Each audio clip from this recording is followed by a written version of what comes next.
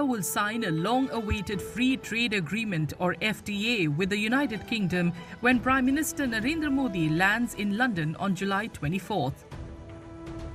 Finalised after 3 years of on and off talks, the deal will cut tariffs on UK whisky, cars and food items while offering Indian textiles and electric vehicles duty-free access to the British market. The UK calls it its biggest post-Brexit trade deal and the best deal India has ever agreed to.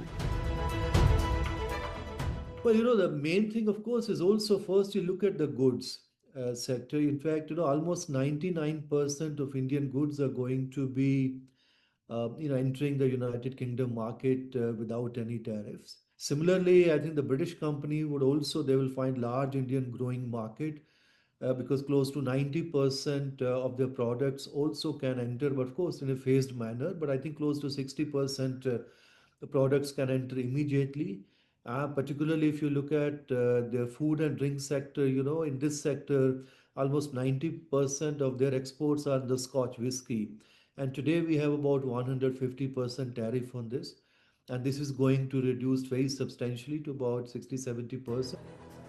India will cut Scotch whisky duty from 150% to 75% immediately and to 40% over 10 years, lower auto tariffs to 10% under quotas, and open £38 billion in government tenders to UK firms.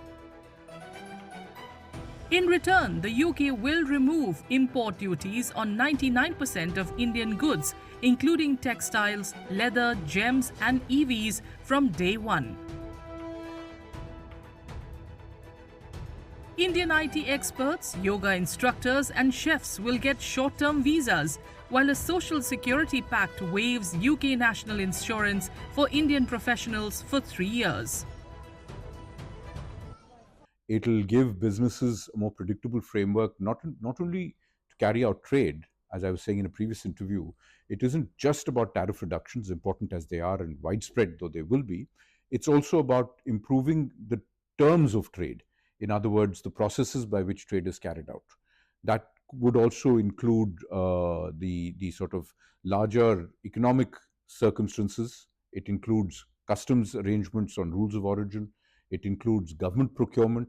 And of course, there is a huge and very important set of areas covered under services, which is a significant segment of both the British and the Indian economy. Once signed, the deal will undergo legal checks and UK Parliament approval, likely taking effect in about a year. It's expected to boost UK GDP by £4.8 billion and create over 100,000 jobs in India's labour-intensive sectors. While businesses will face new competition, they'll also benefit from leaner supply chains, cheaper inputs and smoother data flows. Strategically, it helps the UK reshape post-Brexit trade and supports India's move away from China-centric value chains.